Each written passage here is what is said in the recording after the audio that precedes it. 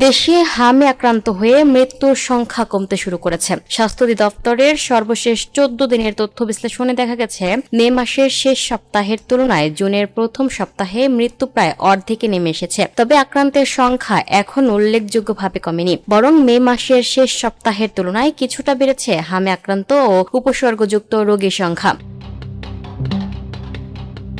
স্বাস্থ্য অধিদপ্তর জানিয়েছে, দেশব্যাপী টিকাদান কর্মসূচির মাধ্যমে শতভাগের বেশি শিশু টিকার আওতায় আনা হয়েছে। তবে প্রশ্ন উঠেছে, টিকা কার্যক্রম চললেও কেন সংক্রমণ পুরোপুরি নিয়ন্ত্রণে আসছে না? চিকিৎসকদের মতে, প্রথম ডোজ টিকার কার্যকারিতা তুলনামূলকভাবে কম থাকে, প্রায় 60 থেকে 70%। ফলে কিছু শিশু টিকা নেওয়ার পরও আক্রান্ত হতে পারে। শিশুরোগ বিশেষজ্ঞ এমডি আতিকুল ইসলাম বলেন, দ্বিতীয় ডোজ নেওয়ার পর সুরক্ষা বেড়ে 95% বা প্রায় শতভাগে পৌঁছে যায়। তাই সময় মতো দ্বিতীয় ডোজ নেওয়া অত্যন্ত গুরুত্বপূর্ণ। তিনি আরো জানান, 5 বছরের বেশি বয়সী শিশুদের ক্ষেত্রে প্রয়োজন অনুযায়ী টিকা নেওয়া উচিত, যা রোগ প্রতিরোধ ক্ষমতা বাড়াতে সাহায্য করে। বিশেষজ্ঞদের মতে, কিছু ক্ষেত্রে হাম থেকে সুস্থ হওয়ার পর জটিলতা দেখা দেওয়ায় আক্রান্তের সংখ্যা বেশি মনে হচ্ছে। ফলে টিকাদান কার্যক্রমের পাশাপাশি সচেতনতা বাড়ানো জরুরি।